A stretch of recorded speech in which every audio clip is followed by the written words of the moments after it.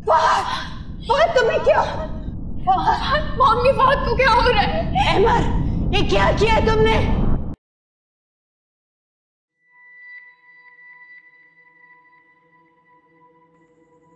लो साहब जी, आपके लिए दूध पत्ती की चाय बनवा कर लाया हूँ स्पेशल।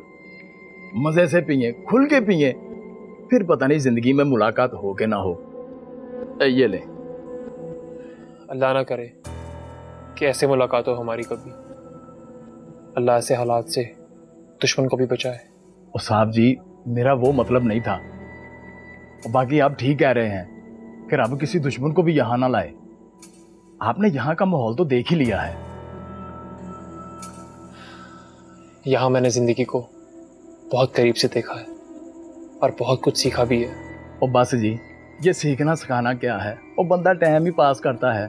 हम भी टाइम पास कर रहे हैं, 24 घंटे की ड्यूटी, फिर भी अवाम की लान तान। 4 बच्चे हैं मेरे, बीवी अक्सर बीमार रहती है, और वो नसीबों वाला ही होगा जिसकी बीवी तगड़ी होती है।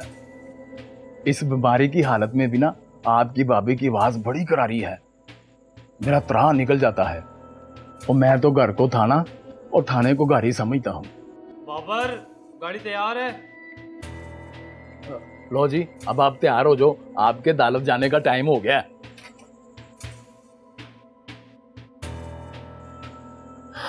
या खुदाया, मेरी मदद कर।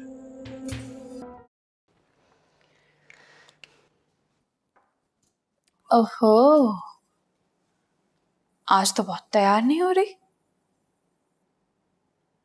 कहीं पे जाने का इरादा है क्या? नहीं, मैं कहीं नहीं जा रही। ओह अच्छा, अहमर आ रहा है, इस वजह से तैयार हो रही हो ना? वैसे अहमर के आने से कोई खास फर्क तो नहीं पड़ेगा। और हाँ, अगर तुमने अहमर के सामने कोई भी ऐसी वैसी भाई मेरा मतलब है हमारे खिलाफ कोई भी शिकायत करने की कोशिश भी की ना, तो फिर रहना तो तुमने हमारे साथ ही है ना। और अहमर के अंदर इतनी हिम्मत नहीं है कि वो अपनी मॉम या अपनी भाभी की मर्जी के खिलाफ कोई भी कदम उठा सके। और अगर फिर भी तुमने कुछ कहा तो फिर हमारे पास भी बहुत कुछ हो सकता है कहने के लिए।